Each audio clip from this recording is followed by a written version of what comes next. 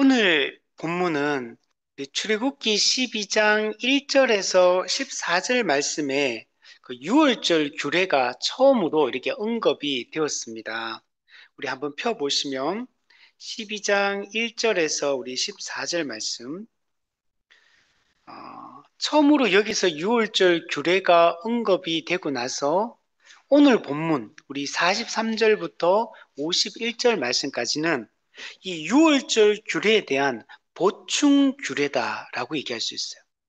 앞에서 유월절 규례에 대해서 어느 정도 설명을 다 했는데, 근데 오늘 본문에 또다시 이걸 하고 있어요. 그래서 추가해서 이 규정을 설명해 주고 있다는 것들을 알 수 있습니다. 특별히 이 추가하는 규정에는 유월절 식사에 참여할 수 있는 자가 어떤 자인가, 특히 이방인들에 대한 이야기들을 하고 있는 것을 볼 수가 있습니다. 이러한 추가 규정이 필요한 이유가 있습니다. 우리 지난주에 살펴보았던 우리 12장 우리 38절 한번 보세요. 이스라엘 백성들이 실제로 람셋을 떠나서 이제 출애굽을 하게 됩니다. 근데 할 때 38절에 보면 누가 함께 갑니까? 네, 수많은 잡족이 이 출애굽에 동행하고 있는 것을 볼 수 있습니다. 앞부분에서 12장 1절부터 14절 말씀에서 유월절 규례에 대해서 어떻게 보면 상세한 규정이 이미 주어졌는데도 불구하고 이 43절에서 51절에서 또다시 유월절 규례에 대한 이 얘기를 또 하는 이유는 뭐냐면 이 38절 때문에 그런 겁니다. 실제로 출애굽이 이스라엘 백성들만 출애굽을 한 것이 아니고 수많은 잡족이 포함되었기 때문에 이들은 앞으로 출애굽해서 이제 광야 여정을 통과하잖아요. 그죠? 광야 여행 중에도 그렇고, 그리고 나서 어떻게 되냐면 가나안 땅에 들어가게 됩니다. 그러면 이제 가나안 땅에 들어가는 순간 광야 생활을 끝내고 가나안 땅에 딱 들어가서 뭘 하냐면 유월절 절기를 지키기 시작합니다. 그러면 가나안 땅에 약속의 땅에 정착한 후에 앞으로 매년 유월절을 지켜야 되잖아요. 그럼 이때 이 수많은 잡족이 가나안 땅에서 사라지는 게 아니고 이들도 동일하게 가나안 땅에 이스라엘 백성들과 함께 살기 때문에 이 유월절 절기를 지킬 때 이 수많은 잡족, 이 이방인들은 어떻게 되는가? 이 부분에 대해서 규정이 필요한 겁니다. 만약에 이 유월절 이 추가 규정이 없으면 출애굽 그 가나안 땅에 들어갔을 때 혼란할 수밖에 없어요. 우리도 출애굽과 광야의 모든 여정에 함께 했는데 우리도 지금 약속의 땅, 이 가나안 땅에 함께 정복 전쟁에도 함께 참여해서 함께 이 가나안 땅에 들어와서 함께 지금 살고 있는데 우리는 이미 하나 되었다. 이미 할례를 받고 이스라엘 민족에 편입되어서 하나로 살고 있는데 근데 그러면 우리는 왜 이 절기에 참여하지 못하느냐? 이렇게 이게 그죠? 원망과 불평을 쏟아낼 수 있거든요.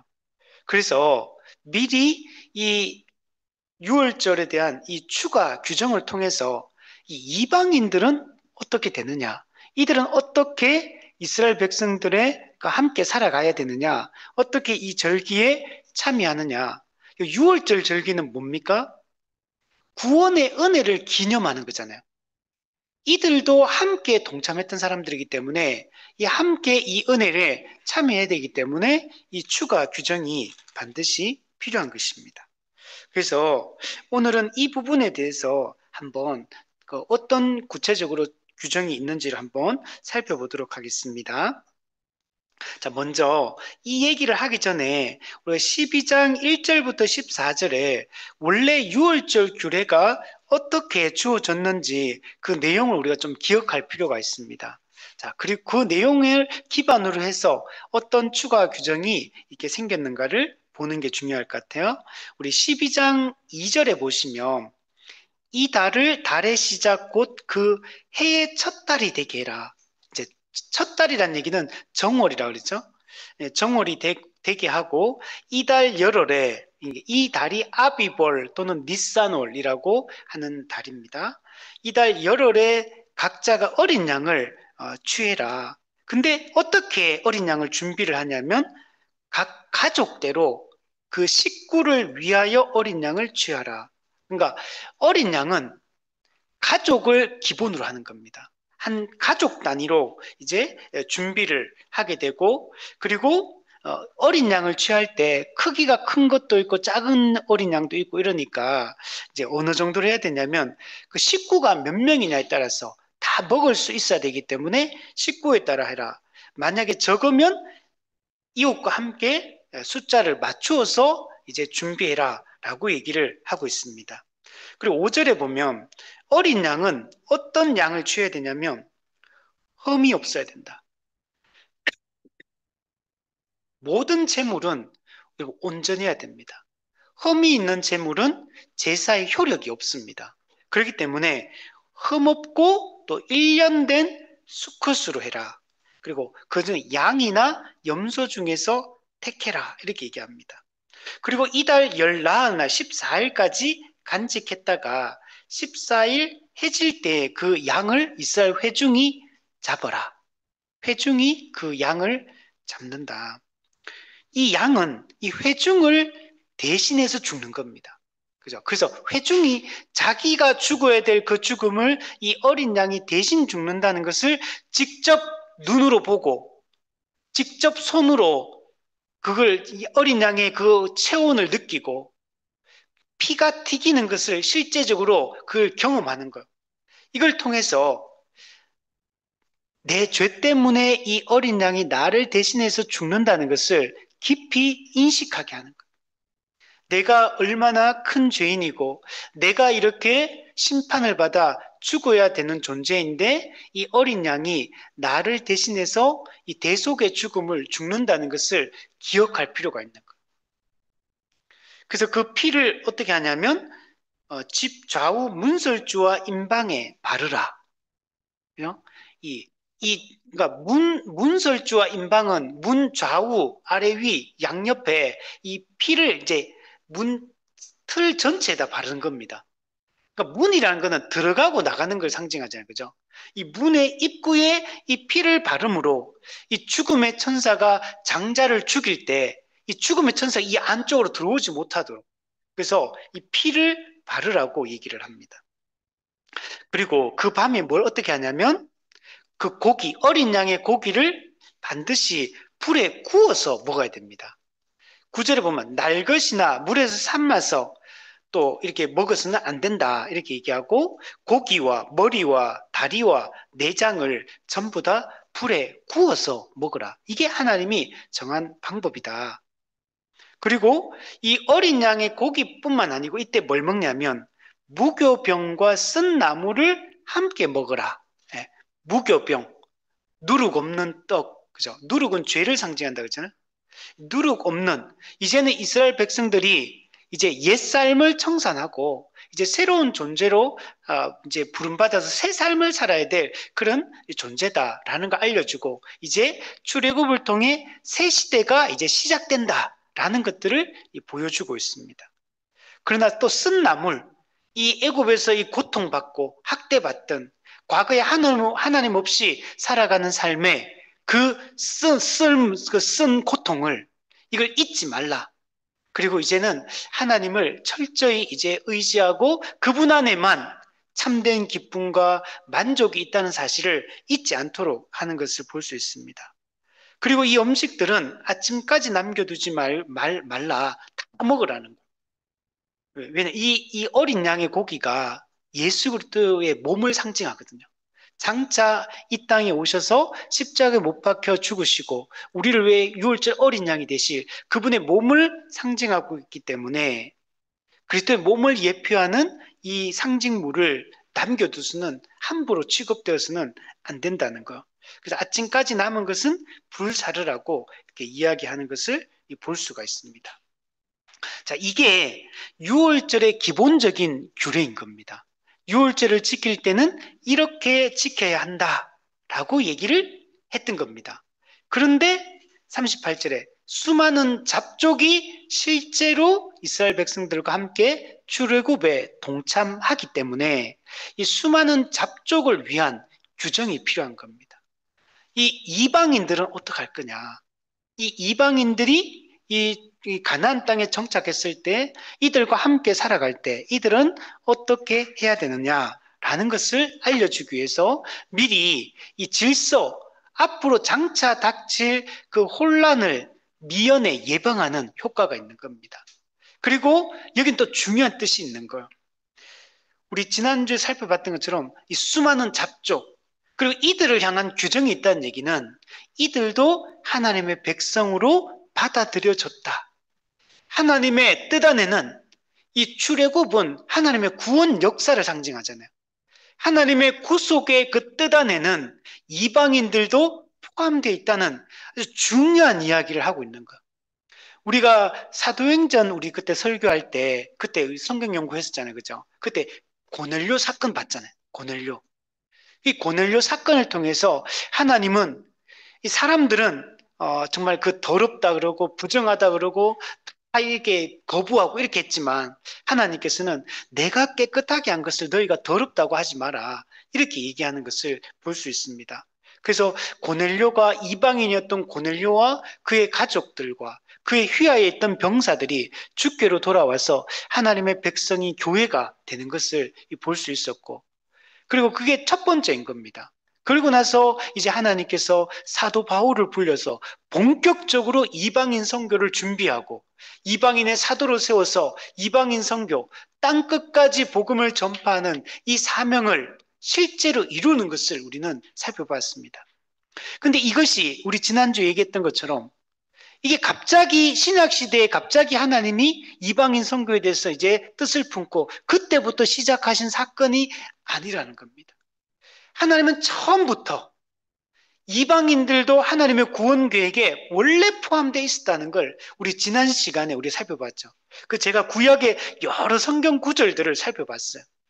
그죠? 우리 창세기부터 시작해서 출애굽기 또 그죠? 우리 신명기, 이사야서, 말라기서, 스가랴서 구약에 이런 호세아서 막 요나서 가득한 겁니다.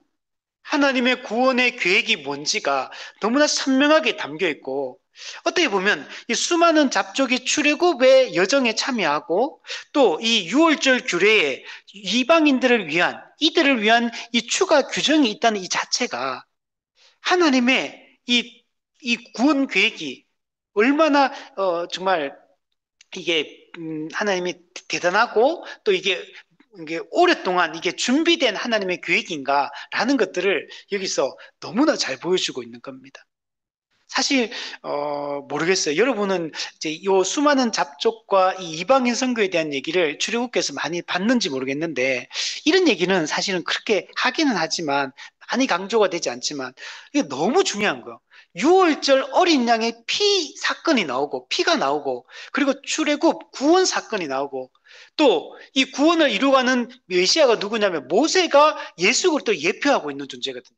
그 모세가 나중에 그 얘기해요. 자기가 직접 나와 같은 선지자를 하나님이 장차 보내주실 것이다. 자신이 예수 그리스도 예표하는 존재라는 사실을 너무 명백하게 보여준 사건이에요. 사실 이것만큼 여기서 이 성경에서 이 출애굽기 장면에서 이것만큼 구속의 이 계획을 잘 보여준 장면이 또 있습니까? 그죠? 재물에 대한 얘기 나오잖아. 중보자에 대한 얘기 나오잖아요. 또 이 구원의 목적에 대한 얘기까지 다 나오는 거예요. 그러니까 얼마나 이 출애굽기 말씀이 하나님이 하나님의 그 언약과 그 언약의 성취를 예표적으로 모형적으로 잘 보여주는 사건인지를 우리가 알 수가 있다는 겁니다. 자, 그래서 우리가 지난 시간에 이런 얘기를 좀 하고 자, 오늘은 그래서 수많은 잡족 이 이방인들 이스라엘에 편입된 이 이방인들을 향한 이 추가 규정을 통해서 하나님의 이 구원 계획이 얼마나 놀라운 건가를 또 한번 우리가 살펴보도록 하겠습니다. 우리 43절부터 45절 말씀까지 우리 같이 한번 읽어보겠습니다. 시작. 여호와께서 모세와 아론에게 이르시되 구원절을 그리는 하나님과 이방 사람은 먹지 못할 것이나 각 사람이 돈으로 산 조을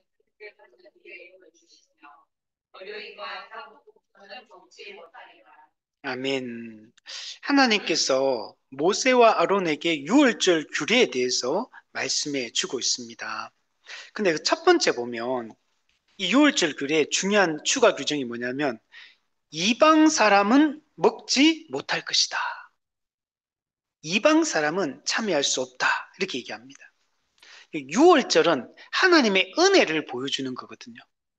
유월절 어린 양의 피로 자기 백성을 구속하는 그 구속의 기쁨을 기억하고 기념하는 게 이 유월절 절기입니다. 그렇기 때문에 이방인은 이 유월절 식사에 참여할 수가 없습니다. 왜 그렇습니까? 이방인은 하나님의 백성이 아니기 때문에 그래요. 이방인은 기본 하나님의 백성이 아니라는 걸 내포하고 있는 개념입니다. 그렇기 때문에 이들이 구속의 기쁨에 참여할 수 없죠. 왜? 이들 구원받는 자가 아니잖아요. 구원받는 자가 아닌 사람이 참여할 수 없는 것은 너무 당연한 것입니다. 하나님 백성이 아니기 때문에 이들이 아무리 유월절 식사에 물리적으로는 참여할 수 있겠죠. 그러나 구속의 효력이 이들에게 미치지는 않습니다. 이들은 유월절 어린 양의 피를 문설주와 문인방에 바른 사람이 아니에요. 유월절 식사의 효력은 유월절 어린 양의 피를 바른 사람만, 그죠? 그 예수 그리스도의 피를 믿는 사람만, 그 노뱀을 쳐다보는 사람만, 그런 사람만 이 구속의 은혜가 효력을 미칠 수가 있는 겁니다. 여러분, 우리 신약에 오면 우리 세례를 받고 성찬에 참여하잖아요. 이 성찬에 참여할 때도 아무나 성찬에 참여할 수 있어요, 사실은. 그죠? 우리가 교회에서 세례 받을 때 아무나 세례를 주고 거듭나지 않은 세례를 주고 그 세례만 받았으면 다 성찬에 다 참여하잖아요. 거듭나지 않아도. 근데 사실 거듭나지 않은 사람이 아무리 성찬을 받는다 하더라도 그죠? 떡과 포도주를 물리적으로 나눠주니까 그거 먹잖아요. 교회가 못 먹게 할 수 없잖아. 당신은 거듭나지 않은 것 같으니까 먹지 마라. 이렇게 말할 수 없잖아. 이미 세례를 줬기 때문에. 그런데 그 성찬을 받는다고 해서 그 구속의 효력이 그 사람에게 나타납니까? 거듭나지 않은 사람에게는 나타나지 않는 것. 이방인들도 여러분 마찬가지입니다. 요즘에 보니까 어린이 성찬 얘기를 많이 하고 요즘 많이 시도를 해요.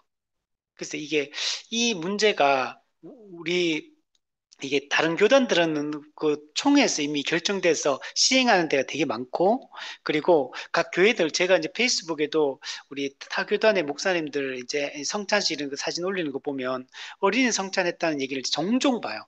어린이들도 성찬에 참여하고, 또 성찬에 참여하지 않는다 하더라도 그냥 어떻게 하는, 이렇게 하시는 분도 있더라고. 성찬 받으러 이제 한 명 한 명씩 나와가 성찬을 받는데 어린아이들도 나오더라고. 나와가지고 그냥 성찬은 안 받고 어떤 데는 성찬도 받아요. 어떤 데는 성찬 안 받고 그냥 이렇게 안수기도만 해주고 이렇게 하더라고요. 그래서 독특하게 다들 독특하게 하는구나. 제가 그런 생각이 들었습니다. 그러나 우리 개혁파 교단들에서는 우리 그렇게 하지 않죠, 사실은. 세례 받고 우리는 헌법에 만 14세 이상 이제 세례 입교를 하고, 그래서 입교한 사람만 이제 한 몸됨을 확인하고, 또 십자가 복음의 은혜를 신앙 고백을 했기 때문에 그것을 믿는 자이기 때문에 이 성찬을 참여하게 하고, 이게 이제 기본 방식인데 어떤 요금은 조금씩 요즘 정말 많이 열리고 있구나라는 생각들이 많이 들었습니다. 자, 우리 두 번째 한번 보면, 첫 번째는 이방 사람은 성찬이 아니고 이 유월절 식사에 참여할 수 없다. 그들은 하나님의 백성이 아니기 때문이다. 당연히 피를 바르지 않았기 때문에 유월절 식사 당연히 참여할 수 없다. 이렇게 말할 수 있고, 두 번째는 각 사람이 돈으로 산 종, 이 사람들은 이방인입니다. 돈 주고 산 종이니까 이 사람들은 이방인인데, 이 사람들 어떻게 되냐? 할례를 받은 후에야 유월절 식사에 참여할 수 있다. 이렇게 얘기합니다. 각 돈으로 산 종 같은 경우에 할례를 받으면 유월절 예식에 참여할 수 있다. 이렇게 말합니다. 그리고 할례는 하나님의 언약을 받아들인다는 외적인 표정입니다. 언약을 받아들이는 외적 증표. 또 다르게 얘기한다면 하나님의 백성이라는 정체성을 나타내는 표시. 이 사람은 하나님의 백성이다. 이 표시를 이 할례를 통해서 하게 되는 겁니다. 이게 신약 시대는 이 할례와 이제 비슷한 것이 이 세례입니다. 그죠? 우리가 세례를 받죠. 삼위일체 하나님으로 이름으로 베풀어지는 이 세례. 이 세례를 통해서 이 사람 하나님의 백성에 속했다라는 걸 공적으로 이 표시하는 의식이 이 세례인 겁니다. 그래서 세례를 받은 사람만 성찬에 참여할 수 있습니다. 마찬가지로 구약시대 때도 할례를 받으면 이 유월절 식사에 참여할 수 있는 겁니다. 신약시대에 세례를 받으면 성찬에 참여할 수 있듯이 이 성찬에 해당하는 게 유월절 식사거든요, 이게. 그래서 이 구약시대 때는 할례를 받은 사람은 성찬에 참여할 수 있다. 유월절 식사에 참여할 수 있다라고 얘기를 하는 겁니다. 여러분, 할례는 하나님의 백성과 하나님의 백성 아닌 자를 구분하는 기준입니다. 그래서 할례를 받았느냐 받지 않았느냐를 통해서 하나님이냐 하나님의 백성이냐 아니냐를 이 결정을 짓게 됩니다. 그러면 하나님께서 왜 이걸 할례를 이렇게 하는 방식으로 이걸 했느냐? 그죠? 예를 들면 손가락을 하나 자를 수도 있잖아. 근데 왜 이 생식기관의 포피를 자르는 이 방식을 하나님이 왜 취했느냐? 그죠? 하나님의 백성이라는 걸 예를 그렇잖아요. 왼손가락, 검지손가락 자르면 이 사람은 하나님의 백성. 이렇게 표시할 수 있잖아. 예를 들면 발가락 하나 자르든지 아니면 귀를 하나 자르든지 이렇게 하나님의 백성을 표시할 수 있잖아요. 근데 하나님이 이 생식기에 포피를 자르는 방식으로 하나님의 백성됨을 표시를 하게 된 겁니다. 이게 하나님이 정한 방법인 겁니다. 죄에서 정결하게 해야 돼. 인간은 죄에서 정결함을 받는 것이 필요한데 그걸 상징하는 걸 뭘로 표시했냐면 생식기를 자르는 것으로 표시를 한 겁니다. 포피를 자르는 것입니다. 왜 이 생식기관을 이 포피를 자르는 것으로 이걸 왜 했냐면 우리가 생식기를 통해서 이제 인간이 재생산되잖아. 사람이 태어나는데 사람이 죄를 짓고 타락했어. 타락한 죄인들이 그 타락한 원죄를 가진 죄인이 이 생식기를 통해서 사람이 태어나게 되잖아요. 그렇기 때문에 죄를 정결케 한다라는 의미를 이 생식기의 포피를 자르는 것을 통해 이 자른다, 카라트, 절단하는 거, 절단, 이 끊는다, 이걸 절단, 끊음, 이걸 통해 가지고 그래서 이 죄를 정결케 한다. 인간의 죄를 정결케 하는 그 상징적 행동을 할례라는 행위를 통해서 지금 이렇게 하고 있는 겁니다. 가장 이게 적합한 이 방식이 있다. 그래서 할례를 명했다라고 얘기를 할 수 있습니다. 여러분, 이 할례는 창세기 17장에서 아브라함 때 처음으로 이 하나님께서 할례를 명합니다. 이건 한번 찾아볼까요? 창세기 17장 10절에서 14절 말씀. 창세기 17장 10절에서 14절.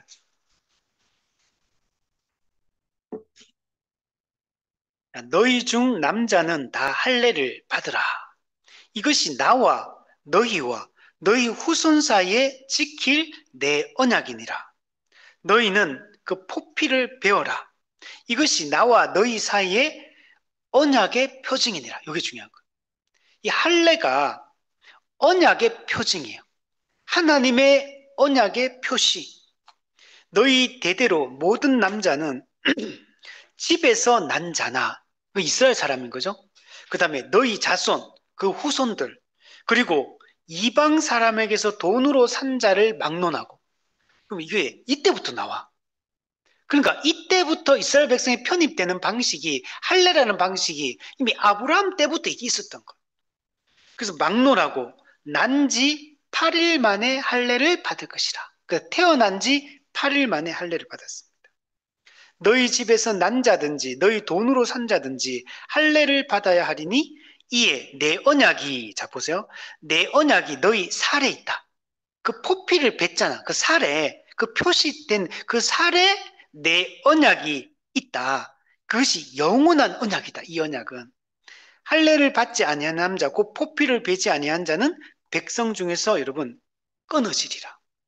끊어짐, 절단, 이 카라트 히브리어로 이거 멸망하는 걸 얘기하는 멸망. 예, 그래서 할례를 행하지 않으면 다 멸망, 하나님의 백성에서 끊어짐. 이게 신약적으로 말하면 출교의 의미인 거, 출교의 의미. 하나님의 나라에서 제외되는 거. 자, 그리고 나서 이 할례를 받지 않는 걸 뭐라고 표현하냐면 이게 중요해요. 그가 내 언약을 배반하였다. 하나님이 할례라는 건 하나님이 정한 방식, 방법인 거예요. 나와 하나님과 우리 사람이 이 언약 관계를 맺고 다시 관계를 맺었다는 그 표시가 이 할례거든요. 하나님이 정한 거예요, 이거는.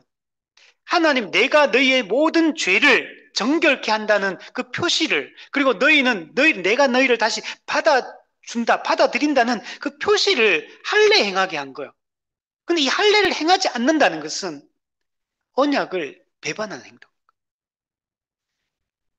그래서 이게 무서운 겁니다.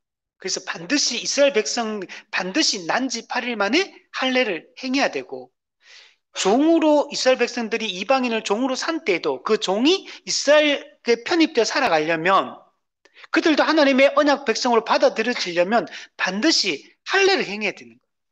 근데 여러분 이게 할례가 이스라엘 사람과 이방인들이 차이가 있습니까 없습니까? 할례를 행하는 방식에 있어서 무슨 차이가 있어요? 없어요. 여러분 동일한 겁니다. 이방인도 이스라엘 사람도 할례를 받느냐 받지 않느냐가 모든 것을 결정하는 거. 하나님의 언약 백성이 되느냐 되지 않느냐가 이 할례를 받느냐 받지 않느냐에 여기 달려 있는 겁니다. 하나님은 처음부터 이스라엘 사람과 이방인들을 전혀 차별하지 않은 겁니다. 처음부터 구원의 방식이 처음부터 하나님의 언약 백성 되는 방식이 동일했던 겁니다. 이제 앞으로 우리가 출애굽기 19장 말씀을 우리 나중에 살펴볼 텐데 그 19장에 가면 이스라엘 민족을 그 설명하는 내용이 나오거든요. 언약 백성을. 그게 뭐라고 하냐면 너희를 제사장 나라 되게 한다. 하나님이 이스라엘 백성들을 구원하신 목적이 뭐냐? 그들만 구원하려고 하는 그 유대교인들이 생각하는 우리는 하나님의 선택된 백성, 선민이다. 그래서 우리만 구원받는 선민이다. 그리고 이방인들은 다 지옥의 불쏘시개가 될 사람들이다. 그래서 유대교인들은 자기들이 말하는 그 말씀을, 그 진리를 이방인들에게는 전하지 않고 오직 자기 후손들에게만 전수하는 방식으로 하는 이유가 자기들만 선민, 택함받은 자기 때문에 그런 겁니다. 근데 성경에서는 단 한 번도 그렇게 얘기한 적이 없어요. 아브라함을 부르신 목적이 모든 민족의 복의 근원 삼으려고 하는 거예요. 아브라함 한 사람 아브라함을 통해 모든 민족이 복을 받고 주께로 돌아오게 하기 위해서 아브라함을 한 사람을 선택한 거고 한 민족 이스라엘을 먼저 선택한 목적도 이스라엘만 구원하려고 하는 목적이 아니라 이스라엘을 통하여 즉 이스라엘이 먼저 구원받은 자로서 복음의 통로가 되어서 이스라엘을 통하여 이방인들도 주께로 인도하기 위해서 그 먼저 불러주신 거야. 사명을 주신 거야. 로마스에 가면 그런데 이스라엘이 근데 분명히 이방인과 차이점이 한 가지가 있어요. 다 똑같은데 그냥 특권이 조금 있다. 어떤 특권이 있냐면 이스라엘은 하나님의 말씀을 맡았다. 말씀을 먼저 맡아서 이 말씀을 전하여 이방인을 주께로 인도하는 이거는 특권이라고 말하는 거예요. 특권. 이런 먼저 구원받은 우리는 특권을 받은 거예요. 말씀을 맡았잖아요. 교회가 말씀을 전하지 않으면 세상은 절대로 복음을 알 수가 없고 세상은 주께로 돌아올 수가 없죠. 그러니까 우리도 일종의 먼저 구원받은 자로서 이 특권이 있는 거예요. 자, 그래서 이 할례가 중요합니다. 그래서 각 사람이 돈으로 산 종은 할례를 받으면 이 유월절 식사에 참여한다. 즉, 이 구속의 은혜에 참여할 수 있다라고 얘기를 하는 겁니다. 자, 그리고 거류민과 타국 품꾼은 이 유월절 식사를 먹지 못할 것이다. 이렇게 얘기합니다. 거류민은 어떤 사람이냐면 이 사람도 이방인입니다. 이방인인데 이스라엘에 영구적으로 살 생각은 없는 사람들이에요. 영구히 살 의사는 없지만 잠시 이 땅에 들어와서 머물고자 하는 사람들.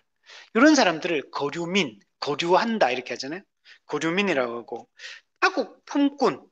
이 사람도 타국 따로 이방인이네요. 근데 이 사람이 이스라엘에 돈 벌러 온 거, 돈 벌러. 품꾼으로. 품삯을 위해 이스라엘이 그냥 일정한 기간 동안 이 거주하는 우리로 따지면 우리도 요즘 그런 거 많잖아요. 그죠? 이주민들. 이주민이 아니고 외국인 노동자들. 이런 분들이 여기에 해당하겠죠? 근데 이 사람들의 특징, 거주민과 이 타국 품꾼의 특징은 뭔지 하면 언제 떠날지 모른다는 거.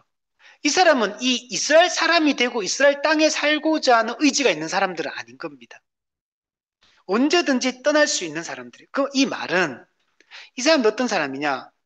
하나님의 언약과는 아무 관계가 없는 사람들이에요.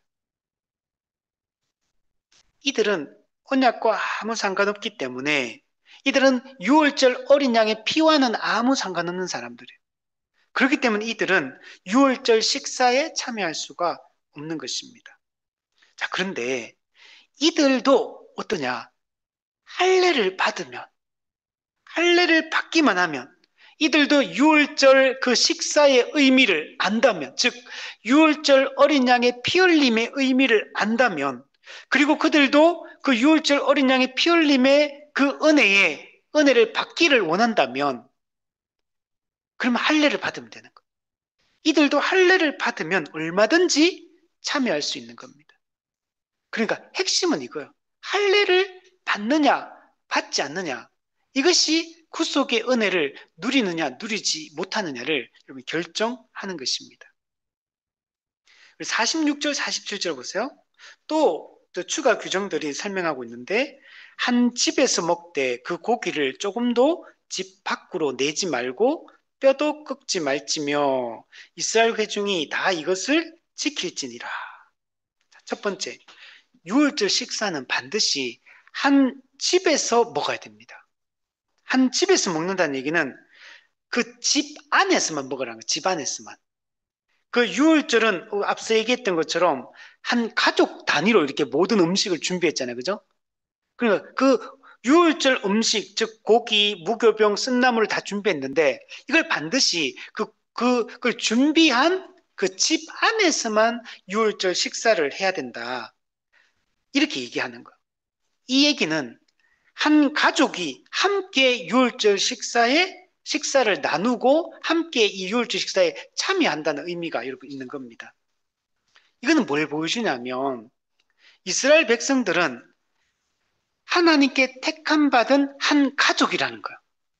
이스라엘 백성들은 모두 택함받은 한 가족, 거룩한 언약 공동체라는 사실을 깨닫게 하는 데 목적이 있어요. 이방인은 가족이 아닌 사람이 여기에 참여할 수 없는 겁니다. 반드시 하나님을 섬기는 영적인 한 가족된 사람들만 이 유월절 식사에 참여할 수가 있는 겁니다. 이거는 우리 신약에 넘어오면 성찬도 그래서 마찬가지인 겁니다. 그래서 성찬을 받으려면 반드시 세례를 받아야 돼요. 그리고 세례는 반드시 어디서 받습니까? 한 지역교회에서 받는 겁니다. 한 지역교회에서 세례를 받고, 그러면 내가 이 지역교회에 속했으니까, 그러면 성찬에 한 지역교회 세례받고 이 교회에 속했다는, 이 교회 한 몸 한 가족 되었다는 것을 재확인해야 돼. 언제? 성찬 때. 그러면 성찬을 할 때는 누가 그 성찬에 참여할 수 있냐? 그 지역교회에 세례받고 그 지역교회에 속했기 때문에 이 지역교회와 영적으로 한 몸 한 가족이 되었기 때문에 이 지역교회 회원들만 그 교회 성찬에 참여할 수 있는 거예요. 그래서 지금 한국교회는 사실 이렇게 이걸 울타리 성찬이에요. 울타리 안에서만 해야 되는 성찬이에요. 제한 성찬 또는 울타리 성찬. 왜? 내가 이 지역교회 세례를 받으면 이 지역교회 한 몸이 됐잖아요. 여러분 우리 생각해 보세요. 세례 받을 때 A 교회도 세례 받고 B교회도 또 세례받고, 또는 세례는 안 받다 하더라도 A교회에도 속하고 B교회에도 속하고 C교회에도 속하는 게 가능합니까? 근데 현실은 어떠냐? 이 교회 등록해놓고 다른 교회 또 등록해.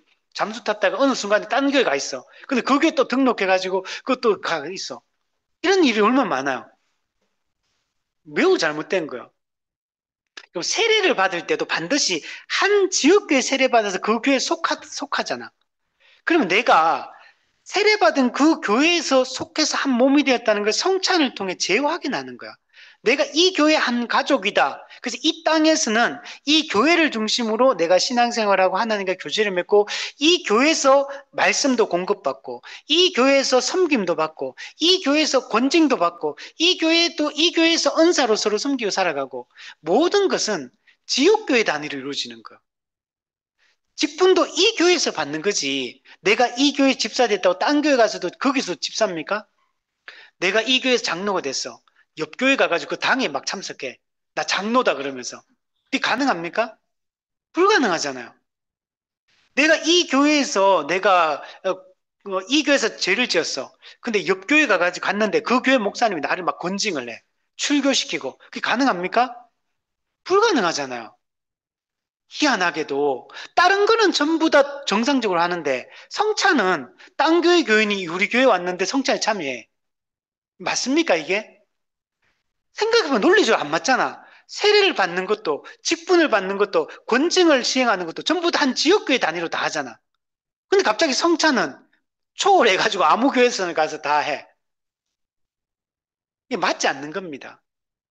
여러분 마찬가지로 이 6월절 이 식사도 반드시 할례를 통해서 언약 공동체 안으로 들어와야지만 이 6월절 식사에 참여할 수가 있는 겁니다. 이게 여기서 이제 나타나 있는 거. 자, 그래서 우리 신약의 이 세례와 성찬을 세례는 일종의 하나님과 우리가 결혼하는 결혼식입니다. 여러분 결혼식은 몇 번 합니까? 매년 합니까 결혼식? 결혼 기념일은 성찬에 해당하는 거예요. 결혼 기념일은 매년 기념하잖아요. 마찬가지로 성찬은 매번 기념을 해야 되는 거예요. 그래서 이 결혼식과 결혼 기념일의 개념으로 세례와 성찬의 의미를 여러분 기억해요. 그리고 막 결혼 기념일 하는데 옆집 남자, 옆집 여자 같이 막 참석해. 그렇게 안 하잖아요. 그죠? 그 언약을 맺은 그 당사자만 하는 거지. 그러니까 우리가 이걸 잘 기억해야 되는 거야. 그래서 이거 가지고도 막 그 뭐 굳이 울타리 성찬, 제한 성찬 그렇게 해야 되느냐 막 이렇게 얘기하는데 이게 신학적으로 맞잖아요. 이게 논리적으로. 이걸 이렇게 해야지만 한 지역교회로서 교회가 정말 한 몸, 한 가족 공동체로 진짜 살 수가 있는 거. 이런 걸 자꾸 열잖아요. 이런 걸 자꾸 느슨하게 하면 교회의 한 몸됨이 약화될 수밖에 없어요. 제대로 이루어질 수 없어요. 그렇기 때문에 이걸 해야 되는 겁니다. 자, 그리고 6월절 식사를 할 때 집 안에서 해라 그랬잖아요. 그걸 바깥엔 또 뒤에는 뭐라고 표현했냐면 조금도 집 밖으로 내지 말라. 집 바깥으로 내지 말라. 이렇게 또 한 번 더 강조를 여러분 해주고 있는 겁니다. 고기를, 6월절 어린 양의 고기를 집 밖으로 내는 것은 할례를 받지 않은 이방인들과 이 고기를 나누어 먹는다는 의미가 되는 거예요, 이게. 집 밖으로 낸다는 얘기는. 즉, 이 말은 이방인들과 성도의 교제를 하는 것과 같은 겁니다. 한 몸, 한 가족이 아니고, 영적으로 하나가 아니고, 그죠? 우리의 주인이 달라요, 주인이. 근데 어떻게 성도의 교제를 할 수 있습니까? 할 수 없거든요. 그래서 6월절 어린 양의 고기는 정말 이것을 믿는 자만, 피를 바른 사람들끼리만 해야 되는 거예요, 이게. 그래서 집 밖으로 내어서는 안 되는 겁니다. 이 예식은 출애굽의 그 구속 역사를 기념하는 거기 때문에 하나님의 백성이 아닌 자들과는 함께 나눌 수 없고, 만약 이것을 함께 집 밖으로 내게 되면 어떤 문제가 발생하냐? 하나님의 구속의 은혜, 유월절 어린 양의 그 피 흘림을 욕보이는 일이 이걸 부정하고 거부하고 이걸 함부로 취급하는 것과 같은 거기 때문에 그렇게 해서는 안 된다는 겁니다. 자, 그리고 유월절 어린 양의 뼈도 꺾지 말아야 된다. 뼈를 꺾으면 안 된다. 이런 얘기를 합니다. 이거는 왜 그러냐면 아까도 잠깐 얘기했는데 희생제물, 이 어린 양의 죽음은 반드시 온전한 제물이어야 됩니다. 흠이 없어야 돼요. 만약에 뼈를 꺾게 되면 이미 흠이 생기게 됩니다. 그러면 제물로서의 가치가 없어집니다. 그래서 반드시 흠없는 제물로 도살을 할 때, 이 어린 양을 잡을 때 잘 잡아야 되는 거. 아무 때나 막 해가지고 뼈 꺾이고, 막 부러지고, 뭐, 이렇게 되면 안 되는 겁니다. 온전한 제물만이 효력이, 구속의 효력이 발생되기 때문에 이것이 중요한 겁니다. 이제 온전한 제물만이 죄를 속할 수 있다. 그리고 이 제물은 나중에 누구를 예표합니까? 유월절 어린 양은 그죠? 유월절 어린 양이신 예수 그리스도, 장차 십자가 순환을 겪으실 그 예수 그리스도의 몸을 예표하고 있습니다. 그 실제로 이 말씀은 이 어린 양의 뼈를 꺾지 말라는 이 말씀이 예수님이 십자가 못 박혀 죽으실 때 실제로 이것이 실현이 됩니다. 그래서 시편 34편 20절에 보면 그의 모든 뼈를 보호하시며 그 중에서 하나도 꺾이지 아니하도다. 이게 예언되어 있어요. 메시아 예언 구절로 시편 34편 20절에 예언되어 있습니다. 예수 그리스도의 모든 뼈가 보호를 됩니다. 그래서 요한복음 19장 36절에 보면 이 일이 일어난 것은 그 뼈가 하나도 꺾이지 아니하리라 한 성경을 응하게 하려 합니다. 여러분, 십자가 못 박혔을 때 마지막에 그 군인들이 하는 과정이 뭡니까? 그죠? 뼈를 꺾는 확인 사살하는 이 과정이 반드시 있거든요. 근데 예수님 같은 경우는 뼈를 꺾지 않았어요. 근데 옆에 두 양편에 있던 강도 있잖아요. 그 강도들은 뼈를 꺾어요. 근데 예수님은 뼈를 안 꺾은 이유가 뭡니까? 네. 그러니까 확실하게 죽었기 때문에. 죽었다는 게 너무 명백하게 보였기 때문에 그 뼈를 꺾을 필요성을 못 느낀 거예요. 그래서 이 뼈를 꺾지 않은 겁니다. 사실 그 확인 안 하면 그 군인 입장에서는 그거는 규정 위반이거든요. 그 처벌의 대상이 됩니다. 그런데도 그 백부장이 뼈를 안 꺾은 이유는 확실하게 죽었다는 게 너무 명백하게 보였기 때문에 그런 겁니다. 그 대신에 창으로 옆구리를 그냥 한번 찌르는 것으로 끝내요. 뼈를 꺾는 것과 창 찌르는 게 쉽거든요. 뼈를 꺾는 과정은 되게 어려운 과정이에요. 근데 그래서 죽었다는 게 확실하기 때문에 그냥 이제 창으로 찌르니까 그러니까 물과 피가 분리돼서 나왔다 그랬죠. 물과 피가 분리되는 원래 혈액은 물과 피가 섞여 있거든. 이게 혼합돼 있어서 처음에 피 한번 이렇게 피를 딱 흘리면 어때요? 그냥 빨갛습니다, 그냥. 근데 조금 시간이 지나면 어떻게 되냐면 위에 보면 물처럼 이렇게 물과 그 혈청이 분리가 되는 걸 알 수가 있어요. 제가 이거 간호사한테 물어봤어요. 이거 좀 설명해 봐라. 이거 진짜 이렇게 되는 거 맞냐 하니까 맞다 하더라고요. 이게 분리가 된다. 이게 시간이 지났다는 거. 이게 분리가 돼서 나왔다는 얘기는 죽은 지 시간이 지났다는 얘기를 하는 거. 그래서 예수님이 확실히 죽었다는 걸 보여주죠. 자, 어쨌든 간에 예수님의 이 죽음에서 어린 양의 뼈를 꺾지 않는 이것을 통해서 실제로 그 어린 양의 뼈를 꺾지 말라는 이 유월절의 추가 규정이 실제로 성취되었다는 것들을 보여줍니다. 예수님은 성경을 응하게 하십니다. 모든 것이 예수님의 그 십자가 사역은 다 성경을 이루려 합니다. 성경을 이루려 합니다. 이 말이 계속 반복이 돼요. 하나님이 구약에서 어린 양, 유월절 어린 양, 사람이신 예수 그리스도의 그 희생 대심을 통해서 우리 죄인의 죄 문제를 해결하고 우리를 구원하시리라는 이 메시아 예언, 이것이 모든 것이 하나하나 다 성취되어서 우리의 구속이 완성되었다라는 것들을 잘 보여줍니다. 자, 그리고 이 얘기를 하고 나서 뭐라고 하냐면 이스라엘 회중은 이 유월절 규례를 다 지킬지니라. 지켜야 한다라고 얘기를 하고 있습니다. 유월절 규례는 어떠한 예외도 없습니다. 반드시 유월절 하나님이 정하신 규례대로 하나님이 지시하시고 명령하신 대로만 유월절 규례가 지켜져야 됩니다. 이게 되게 중요한 부분이에요. 여러분, 하나님은 모든 것을 상세하게 우리에게 설명해 주세요. 모든 것은 하나님의 정한 방법대로 하나님이 지시하신 대로 반드시 이루어져야 돼요. 여러분, 앞으로 출애굽해서 광야를 거쳐서 가나안 땅으로 가는 여정에서도 보시면 이스라엘 백성들이 출발 시간을 정합니까? 그들이 머무를 장소를 정합니까? 아니에요. 모든 것은 하나님 구름 기둥과 불 기둥이 떠오를 때 떠나고 그냥 안 떠오르면 그냥 계속 기다리는 겁니다. 여러분, 이게 우리의 방법이어야 돼요. 우리가 이 정도 지내서 한 3일 이제 우리 야영했으니까 이제 떠납시다. 지금은 떠날 때입니다.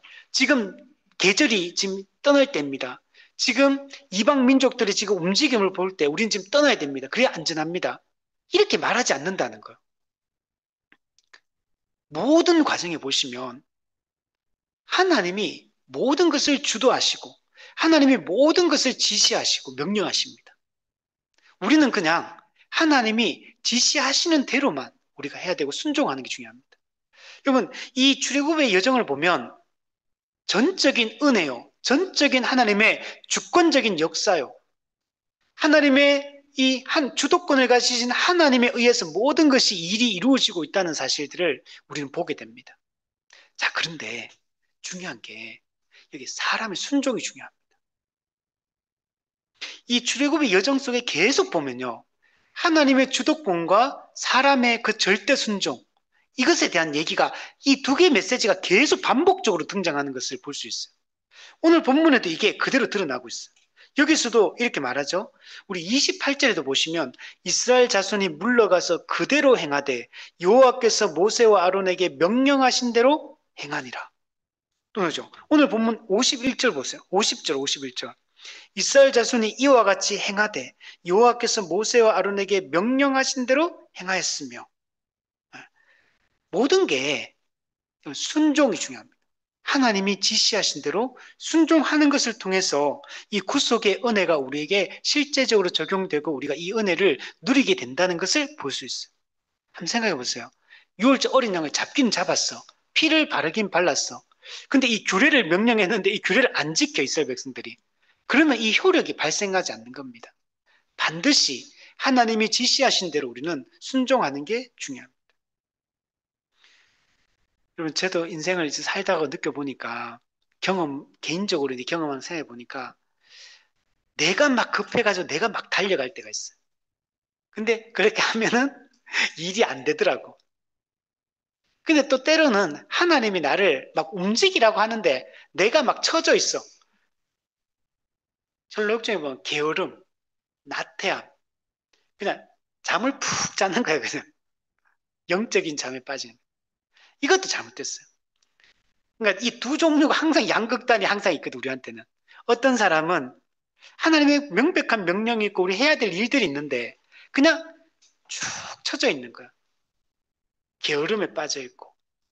그래서 그 철로역정 뭐라는지 게으른 자야 개미에 가서 배우라 이 얘기가 나와. 그 얘기가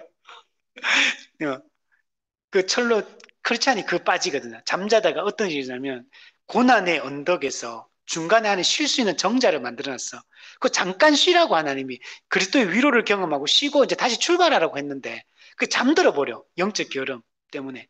그래 그것은 무슨 일이냐면은 가장 자기에게 중요한 게 뭐냐, 두루마리를 십자가를 체험할 때 받은 게 있거든요. 두루마리. 그 가슴 쪽에 여기 다 가장 중요한 안쪽 호주머니 딱 넣어놨어. 이게 왜 중요하냐면 이거는 구원의 확신을 상징하거든요. 그 가다가 고난을 만날 때마다 이 두루마리를 꺼내가 구원의 확신을 점검하고 다시 내가 누구인가 정체성을 확인하고 그러면 다시 힘을 얻어요. 그럼 다시 또 달려갈 힘, 고난을 헤쳐나갈 힘, 좁은 길을 걸어갈 힘을 얻어. 그래서 전력정이 크리스찬이 계속적으로 힘들 때마다 이거 꺼내가 보거든. 다시 확인하고 이게 중요하고 또 이게 나중에 뭐가 되냐면 천국 문에 이르렀을 때 통행증이에요, 이게. 천국 문을 들어갈 수 있는 마지막 여권 같은 거예요, 통행증. 이거 없으면 못 들어가요. 이게 살아가는 과정에서도 계속 힘들 때마다 이거 꺼내가지고 확인하는 거. 그래서 힘을 얻고 위로를 받고 마지막 순간에 천국 문 앞에서 너를 보내줘야 될 이유를 설명을 할 때 통행증 딱 보여주면 통과 이렇게 되는 거거든요. 이게 없으면 마지막에 못 들어가요. 근데 이게 잠자다가 어떤 일이 있어요. 이게 떨어져가지고 잃어버렸어. 근데 다시 고난의 언덕 출발해가 꼭대기까지 올라가서 고난의 언덕 꼭대기까지 올라갔는데 너무 힘들거든. 고난의 언덕 꼭대기라는 뭐냐? 고난이 엄청나게 세게 오는 때를 얘기하는 거야. 살다 보면 신자가. 근데 그때 제일 힘들 때잖아. 모든 게 막 문제투성이야. 하는 일도 안 되고, 외적인 고난도 있고, 내면적으로도 마음이 복잡하고, 막 되는 일이 없는 때가 있잖아요. 너무 힘들어, 삶이. 그때 크리스찬이 이제 끄내가 이제 그때 힘들 때 끄내 보려고 딱 봤는데 없어. 아무리 찾아도 없어. 자기 잃어버린지도 모르고 온 거야. 잃어버린지도 모르고 오랫동안 걸어왔던 거야. 근데 알고 보니까 잃어버렸던 거야. 그래서 엄청나게 당황하고 엄청나게 괴로움에 빠져요. 자책하고 막 그래가지고 빨리 가서 찾아야겠다. 그래 다시 되돌아갑니다. 원래는 이 길을 한 번만 고난의 언덕 한 번만 통과하면 되는데 잃어버리는 바람에 어떻게 되면 한 번 갔다가 찾기 위해서 다시 왔다가 또 올라가야 돼. 세 번 반복하게 돼. 이건 믿음 없이 행동하면 영적 게으름에 빠지면 고난이 세 배로 늘어나는 거야. 그래가 겨우 찾아와가지고 그 찾는 것도 어떻게 찾냐면 왔는데 찾아도 없어. 근데 찾을 때 이 사람이 자기 어디서 일본인지 모르잖아요. 고난의 언덕 꼭대기에서부터 내려오면서 계속 막 주위를 계속 살피며 내려왔어. 길가를. 그럼 뭐 엄청 힘들거든, 찾으려고. 없어. 아무리 찾아도 없어. 그 고난의 언덕 정자까지 내려왔어. 정자까지 왔는데도 없어. 없어. 근데 하나님 어떻게 하냐면 하나님이 눈을 정자 밑으로 보게끔 하나님 눈을 인도해. 그래가지고 찾아요. 근데 크리스찬이 그렇게 말해. 하나님이 내 눈을 이제 인도해 주셔가지고 이제 그, 그 두루마리를 찾을 수 있게 은혜를 베풀어 주셨다. 이렇게 말해요. 그러니까 이게 구원의 확신이거든요. 구원의 확신, 이 통행증을 자기 힘으로는 못 찾아요. 못 찾는다는 얘기하는 거야. 하나님의 은혜가 주어져야지만 구원의 확신을 회복할 수 있고 이 천국 통행증을 통해서 위로받을 수 있다. 이제 그 얘기를 하는 거. 자, 우리 넘어가서 그래서 우리가 순종하는 것이 매우 중요하다. 48절에 보면 너희와 함께 거류하는 타국인이 유월절을 지키고자 하거든 그 모든 남자는 할례를 받은 후에야 가까이 하여 지킬지니 곧 그는 본토인과 같이 될 것이나 할례 받지 못한 자는 먹지 못할 것이니라. 네. 이스라엘 백성과 함께 거류하는 타국인이요. 이들은 이스라엘 백성이 되고 싶은 사람인 거야. 이스라엘에 편입되고 싶은 사람. 그래서 함께 들어와 있어. 그런데 이 사람들은 이방인입니다. 이들이 여호와의 유월절, 어린 양의 피를 통해 구원의 은혜를 누린 이것을 지키고자 하거든 반드시 할례를 받아야 된다. 그래야지만 가까이 할 수 있다. 그래서 만약에 할례를 받게 되면 어떻게 되냐? 본토인과 같이 될 것이다. 여기서 본토인은 누굴까요? 네. 나면서 이스라엘 백성인 사람. 나면서 이스라엘 사람들을 얘기합니다. 그래서 이들도 할례를 받기만 하면 혈통적 이스라엘 사람들과 차이가 있습니까? 없습니까? 없어요. 똑같다는 거, 똑같다. 이 말은 나면서 이스라엘 사람인 것처럼 취급받게 될 것이다. 쉽게 따르게 얘기하면 그들도 할례를 받기만 하면 언약 백성으로 취급을 받게 될 것이다. 이렇게 얘기를 하고 있는 겁니다. 즉, 또 다르게 얘기한다면 사회적으로나 종교적으로나 이스라엘 사람인 것처럼 대우를 받게 될 것이다. 이스라엘 백성들과 아무런 차이가 없다는 걸 보여줍니다. 여러분, 혈통과 신분을 떠나서 이 할례를 받기만 하면 다 구원의 은혜를 누릴 수 있다는 거예요. 이 유일한 기준, 안과 밖을 갈라놓는 유일한 기준이 이 할례다라는 것을 볼 수가 있는 겁니다. 그러나 할례를 받지 않은 자는 이 유월절 식사에 참여할 수 없다. 즉 유월절 어린 양의 피의 그 효력에 참여할 수 없다. 죄사함과 의롭다함을 받을 수 없다라고 얘기를 합니다. 여러분, 그래서 이 할례를 받는 것이 신약에 보면 이신칭의 믿음으로 의롭다함을 받는다. 그래서 이걸 구약적 형태다. 이신칭의의 구약적 형태가 바로 이 할례를 받는 것이다. 이렇게 이야기를 합니다. 그래서 유대인이냐 이방인이냐가 중요하지 않다. 오직 믿음만이 구원의 유일한 길임을 제시하는 이신칭의처럼 이 할례가 언약 백성이 되는 유일한 형태다.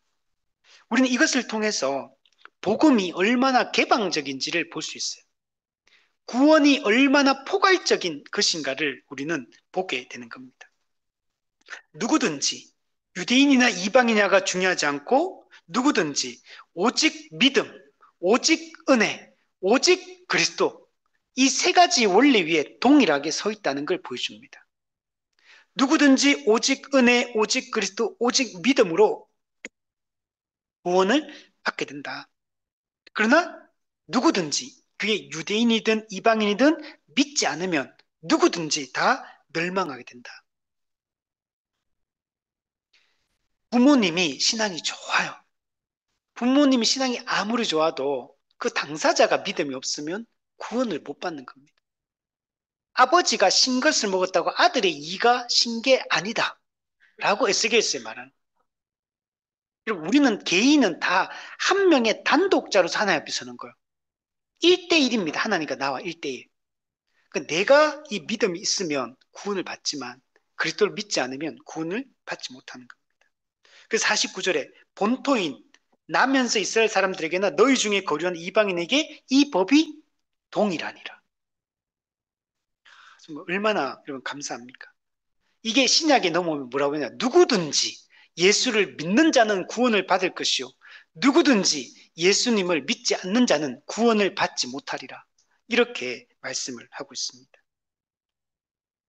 우리 50절, 51절 보세요. 온 이스라엘 자손이 이와 같이 행하되 여호와께서 모세와 아론에게 명령하신 대로 행하였으며 바로 그날에 여호와께서 이스라엘 자손을 그 무리대로 애굽 땅에서 인도하여 내셨더라. 여기 보세요. 온 이스라엘 자손이 온 이스라엘 자손 모든 이스라엘 백성들 그 유월절 어린 양의 피를 문설주와 임방에 바른 온 이스라엘 자손이 이와 같이 행하되 하나님이 지시하시고 명령하신 대로 다 행하였다. 다 온전히 순종했다. 라고 얘기를 하고 있습니다. 우리도 이게 중요합니다. 하나 언약 공동체에 속한 모든 사람들이 다 하나님의 그 뜻대로 하나님의 그 지시하신 대로 순종하는 것이 매우 중요합니다. 출애굽기 3장 7절 8절에 보면 하나님께서 내가 내 백성의 고통을 분명히 보고 그들의 부르짖음을 듣고 그 근심을 알고 그리고 내가 내려가서 애굽인의 손에서 그들을 건져내고 그들을 인도하여 아름답고 광대한 땅 젖과 꿀이 흐르는 땅으로 데려가려 하노라. 이 말씀이 이제 실제적으로 성취가 되는 겁니다. 언제? 그 본문에 보면 바로 그날에 이 유월절 밤에 어린 양이 피 흘리신 그 밤에 그 피를 바른 그 밤에 애굽에 하나님을 대적하는 애굽을 장자를 친 그 밤에 하나님께서 그 무리대로 애굽 땅에서 이들을 인도하여 내셨다. 출애굽기 3장에서 하나님이 처음 모세를 만났을 때 그 가시떨기 나무 아래 있던 그 모세를 만나서 하나님이 주셨던 그 약속의 말씀, 그 약속의 말씀이 실제적으로 성취되어서 이제 이들이 하나님의 땅으로, 하나님의 나라로 이제 인도하는 이 여정이 시작되었다라는 것을 보여주고 있는 겁니다. 여러분, 즉 이 말은 유월절 규례가 주어졌잖아요. 이 유월절 규례가 준수되는 그날에 구원과 해방이 시작이 된 겁니다. 이스라엘 백성들이 하나님의 명령대로 유월절 규례를 준수한 그날에 그 밤에 구원과 해방이 시작됩니다. 출애굽의 역사가 시작이 되는 겁니다. 그리고 이 출애굽의 역사는 그 계획부터 성취까지 전적인 하나님의 은혜에 의해서 하나님의 주권적인 그 역사하심에 의해서 이루어지고 있다는 걸 보여줍니다. 자, 그리고 아주 또 특이한 표현이 하나가 나오는데 51절에 보면 여호와께서 이스라엘 자손을 그 무리대로 인도하여 내셨다. 이렇게 표현합니다. 이게 세 번역에 보면 각 군대 단위로 인도하여 내셨다. 각 군대 단위로. 현대어 성경에는 군대로 조직을 편성하여 인도하여 내셨다. 이렇게 표현합니다. 즉 우리가 앞서도 우리의 지난 시간에도 우리 말했었죠. 하나님은 이 이스라엘 백성들을 뭐라고 얘기합니까? 여호와의 군대라고 얘기하고 있는 거예요. 여호와의 군대로 질서정연하게 이들을 이끌어내시고 있다는 걸 볼 수 있습니다. 그냥 중구난방으로 그냥 출발합시다. 그러니까 막 중구난방으로 아이들, 어른들 여기서 막 섞여가지고 막 무질서하게 그냥 막 그 200만 명의 사람들이 막 온다면 얼마나 오합지졸이겠습니까? 근데 그렇게 온 게 아니고 하나님께서는 이들을 노예 백성이 아니라 아주 잘 조직된 군대처럼 이렇게 질서정연하게 이끌어내시고 그들을 가나안 땅을 향해서 하나님 나라를 향해서 군대처럼 발을 맞춰 보조를 맞춰 착착착착 이게 전개해 나갔다, 진행해 시켜 나갔다라는 것들을 보여줍니다. 지금 이스라엘 백성들은 이제 장차 가나안 땅을 정복해야 될 군대로 지금 편성되어서 군대로서 지금 나아가고 있는 거예요. 가나안 땅이 뭘 상징합니까? 하나님 나라 상징하잖아요. 이들은 하나님 나라의 군사로서 하나님 나라를 이룰 군대로서 적을 물리치고 모든 가나안 족속이 상징하는 모든 악의 세력을 물리치고 하나님 나라의 그 나라를 이루고 그 나라의 통치를 경험하고 그 나라의 복을 누리며 살아가는 하나님의 군대로 여호와의 군대로 지금 출발했다는 것을 보여주고 있는 겁니다. 이들은 목적지가 분명해요. 약속의 땅, 젖과 꿀이 흐르는 땅, 가나안 땅, 하나님 나라 그 땅으로 하나님이 그 땅으로 지금 인도에 들어가고 있고 그들은 그 군대로서 장차 앞으로 싸워야 될 이 전쟁이 많아요. 여호와의 전쟁을 수행해서 하나님을 대적하는 모든 악의 세력들을 멸절시키고 하나님 나라의 백성을 이루어야 되는 겁니다. 그렇게 하나님이 인도에 내셨다는 걸 보여주고 있는 겁니다. 이것은 뭘 보여주냐면 첫 시작, 출발이 어때요? 승리자로서 출발하고 있잖아요. 이건 뭘 보여주냐면 마지막 끝도 승리하게 될 걸 명백하게 보여주고 있는 겁니다. 하나님의 주권에 의해서 이 구원의 역사가 시작되었던 것처럼 하나님의 주권에 의해서 구원의 역사가 종결되고 마무리될 것을 보여주고 있는 겁니다. 결국 하나님이 꿈꾸셨던 내가 젖과 꿀이 흐르는 땅, 가나안 족속, 헷 족속, 아모리 족속, 브리스 족속, 히위 족속, 여부스 족속의 지방에 이들을 데리고 가는 그리고 그 나라를 다윗 언약을 통해 약속되는 그 영원한 나라를 이들에게 제공해 주겠다. 하늘의 하나님이 이루시는 영원한 나라를 이들에게 주겠다는 이 약속이 결국에는 성취될 것을 여러분 보여주고 있는 겁니다. 오늘 우리 교회를 향한 하나님의 이 역사도 마찬가지입니다. 이 이스라엘의 이 구속 역사는 모형적 하나님 나라 백성들이잖아요. 이 구약 이스라엘이 이룬 그 가나안 땅에서 다윗 왕국은 장차 이루어질 실제적 하나님 나라, 이 교회를 통해 드러나게 될 하나님 나라, 모세의 그 중보 사역을 통해 이루어졌던 이 구속의 역사가 실제로 그것을 누가 성취하냐면 예수 그리스도의 어린 양의 피 흘림을 통해서 이게 실제로 성취되고 구약의 혈통적 이스라엘이 아니라 참된 하나님의 백성인 신약의 새 이스라엘, 이 참 이스라엘 교회를 통해서 이 하나님 나라가 이루어지는 것을 우리에게 보여주고 있고 현재 우리는 그 과도기를 우리 살고 있는 겁니다. 우리는 이미 하나님의 백성이 되었고 우리는 그 나라에 이미 들어와서 살고 있고 그리고 그 나라가 이제 완성될 주님의 재림 때 완성될 그 나라를 소망하며 현재 우리는 살아가고 있습니다. 우리의 마지막 끝은 어디냐? 출애굽의 구원의 시작과 구원의 끝이 승리인 것처럼 우리 교회의 시작과 교회의 끝도 승리라는 것이 명백하게 여기서 암시해 주고 있는 겁니다. 이것이 실제로 아직 이루어지지 않은 일이지만 요한계시록에서 다니엘서에서 이미 이것이 완전하게 성취되는 마지막 최종적인 모습까지 우리에게 약속해 주고 있어요. 그래서 우리가 이것을 잘 믿고 살아갔으면 좋겠고, 주님 예수 그리스도께서 우리가 이 살아가는 이 초림과 재림 사이의 이 모든 여정 속에서 우리와 함께 하신다는 사실, 그리고 이 여정 속에서도 우리는 이미 승리한 자이기 때문에 승리하며 살아가게 될 거라는 사실을 우리가 믿고 우리가 살아갔으면 우리 좋겠습니다. 우리는 이 땅에서 여호와의 군대로 지금 살고 있다는 것, 그리스도의 병사로 우리가 살고 있다는 사실을 우리 잊지 말고 늘 우리가 이 군인처럼 이 군기가 들어가야 돼. 영적 군기가 들어가가지고 좀 믿음에 확실하게 서서 우리가 이렇게 살아갔으면 좋겠습니다.